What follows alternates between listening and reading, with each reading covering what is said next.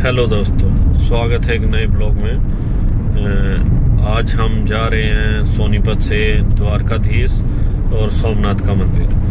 3 साथियों के साथ इस सफ़र को आगे बढ़ाएंगे। अभी मैं हूँ KMP पे और KMP पे हम 42 किलोमीटर रहेंगे। उसके बाद गुड़गांव मानेसर के पास से अपने 3 साथियों के साथ हम निकल देंगे अगले सफ़र पे। तो हम चलते रहेंगे इस लंबे सफ़र पे, बीच बीच के पड़ाव आपको दिखाते रहेंगे। और आज है पहला दिन और 8:11:22 को हम निकल दिए हैं। शाम का समय हो गया है 3:14। तो अभी हमारी यात्रा स्टार्ट हो गई है और ऐसे ही चलती रहेगी, मिलते रहेंगे। दोस्तों ये देखिए हरियाणा पुलिस गुड़गांव, पीछे आप जूम करके दिखा रहा हूँ, पीछे भी वो लगा रखा गार्ड, नंबर प्लेट दिख नहीं रही उसके बारे, जो कि बैन है। और ये चल रहा है गुड़गांव पुलिस का, जो गाड़ियों को खुद पकड़ते हैं। और यहाँ खुद की गाड़ी के पीछे गार्ड लगा रखा है और ना नंबर प्लेट दिख रही है गाड़ी की, और ऊपर से पीछे गार्ड, जो कि आपको पता अलाउड नहीं है। गुड़गांव पहुँच गए हैं, टाइम 4:16 और निकल दिए हैं अब आगे मंजिल की ओर। 2 साथियों को और लेते हैं, फिर द्वारकाधीश के नाम से यात्रा आरंभ। और बीच बीच में ऐसे ही हम मिलते रहेंगे, चलते रहेंगे। अब बीच का सफर बढ़ रहा है, कोटपुतली पहुंच गए हैं और ये सफर में बारिश बहुत तेज आ गई है, आगे बढ़ रहे हैं। अभी ये हमारा पहला स्टॉप खाने के लिए हम रुक गए हैं यहाँ पर, कोटपुतली पार करके मन्नत पे।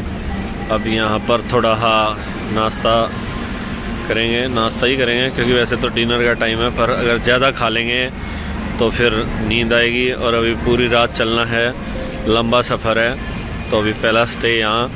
और अभी हम मन्नत में पहुँच गए हैं, यहाँ पर खाना लेंगे और फिर मिलते हैं आगे।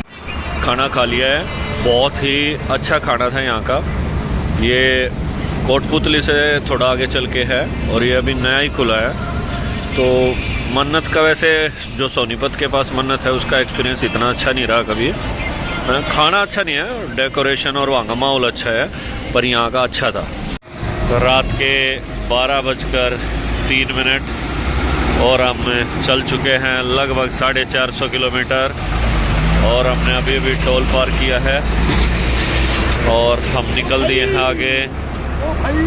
और रात का समय यूं ही बढ़ रहा है सफ़र और चल रहे हैं मंजिल पर। हम रात के 12:44 और टोल पे पहुंच गए हैं। अभी हम हैं ब्यावर के पास और चल रही है रात की लाइफ, नाइट लाइफ। तो दोस्तों ब्यावर के Continue for 237 kilometers.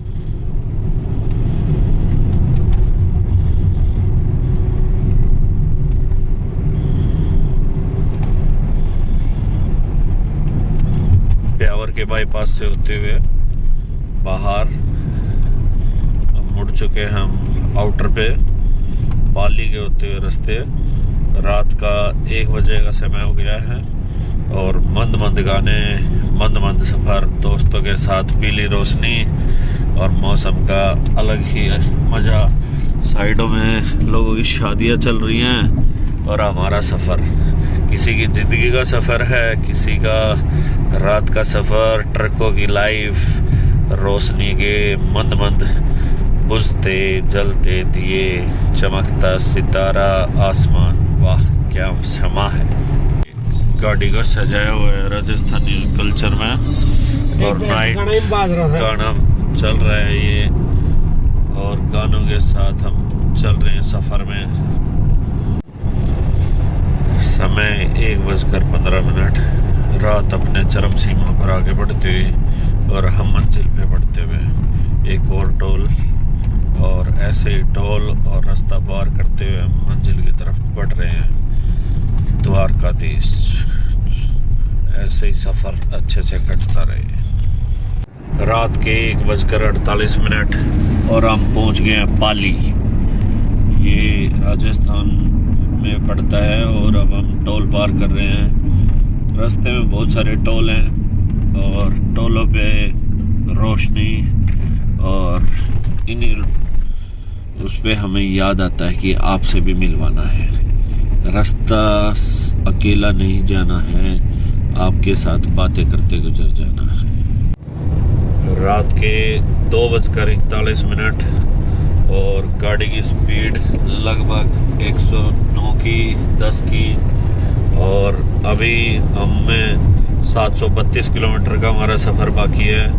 1100 कुछ किलोमीटर चल रहे थे। हाईवे नंबर NH62 पे हम चल रहे हैं और अभी हमें स्ट्रेट 84 किलोमीटर जाना है। जब हल्का वहाँ से टर्न आएगा, हमारा गूगल बाबा बता रहा है कि आप 4:32 पे अपनी मंजिल पे होंगे, द्वारकाधीश। और वहाँ से हम पिछली बार जब गुजरात आए थे तो हम स्टैचू ऑफ यूनिटी आए थे, तो हमने दमन देखा था। इस बार हम दीव देखेंगे। तो अब एक और टोल, और इन टोलों के सफ़र में से गुजरते हुए, टोल हैं काफ़ी कॉस्टली हैं पर इन्हीं टोलों की वजह से रोड अच्छे बने हुए हैं। सफ़र बेहतरीन चल रहा है और जैसे जैसे रात अपने अंतिम चरण की तरफ बढ़ रही है, हम अपनी मंजिल की तरफ बढ़ते जा रहे हैं। तो इसी कड़ी में एक और टोल के पास से गुजरते हुए अब हमें एग्जैक्ट आपको बताते हैं। सुबह के 6:44। अभी हमने गाड़ी का तेल लिया है और तेल आया है लगभग, ये सामने आप देख पा रहे होंगे, और सुबह हो गई है। ये पांडू जाम की जगह है, गुजरात में हम पहुंच चुके हैं। यहाँ सुबह सुबह का मौसम अच्छा लग रहा है। अभी चांद अपने जोश पे है, दिख रहा है जब तक सूरज नहीं आ जाता, और दूसरी तरफ सूरज की किरणें भी लाल हो गई है। तो आगे का दौर अभी चालू है, मिलते हैं आगे। अब मैंने 2 घंटे छोड़ देंगे, नाश्ता ना करा। सुबह सुबह ब्रेकफास्ट करने के लिए रुके हैं। ये एक अच्छा रेस्टोरेंट मिला है, यहाँ हम आए हैं और काफ़ी अच्छा माहौल है। अभी सुबह सुबह नाश्ता करते हैं। टाइम हुआ है 8:26। सुबह 10:30 बज गए हैं। नाश्ता करने के बाद हम आगे निकल लिए हैं और अभी मंजिल 400 किलोमीटर दूर है। यहाँ पर ज्यादातर खेती अरंड की जा रही है। हाँ, ये भी तो बता। यहाँ ज्यादा लंबे स्केल पर अरंड की खेती की जा रही है। इसका प्रयोग खांसी की दवाई में, दाग धब्बे में और बहुत सारी कई हैं बीमारियां जिसमें प्रयोग किया जाता है। तो लंबे समय से दोनों तरफ खेत चले हुए थे जिसमें अरंड की उगाया गया था और अब निकल दिए हैं आगे। ये है गुजरात की चाय, इतनी छोटी चाय और इसमें फिर स्वाद भी ना आए। लंच करने के लिए बीच में एक पड़ाव। हाँ, हाथ धोया। ये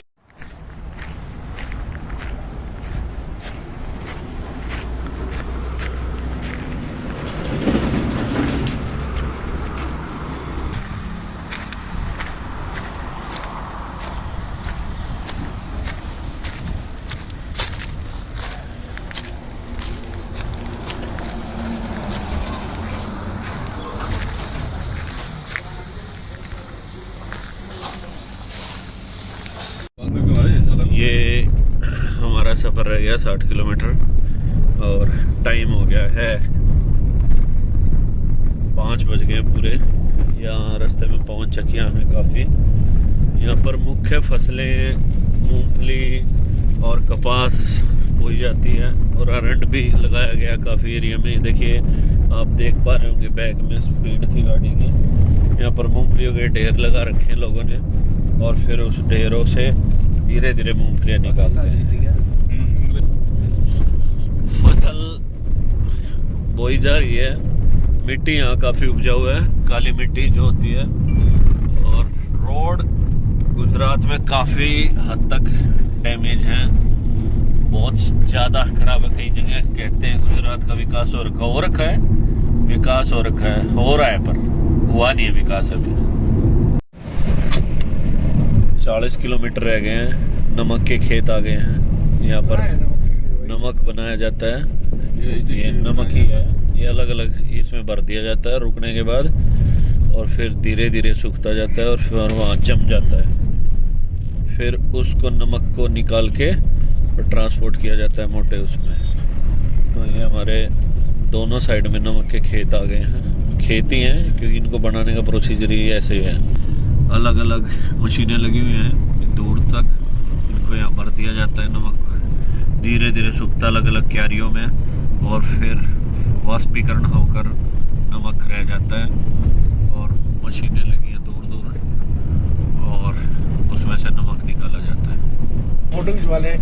ये है नमक के खेत, समुंदर के साथ लगते हैं।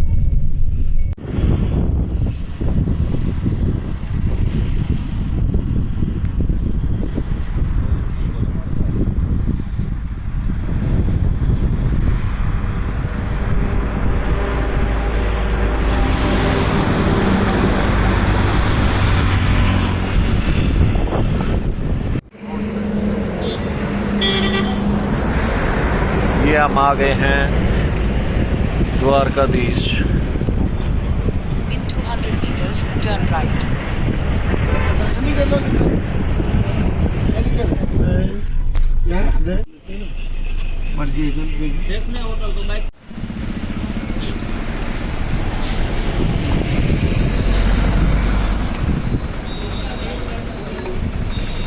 शाम 6:16 और हमारी लंबी यात्रा का पड़ाव आखिरकार हम पहुंच गए हैं द्वारकाधीश।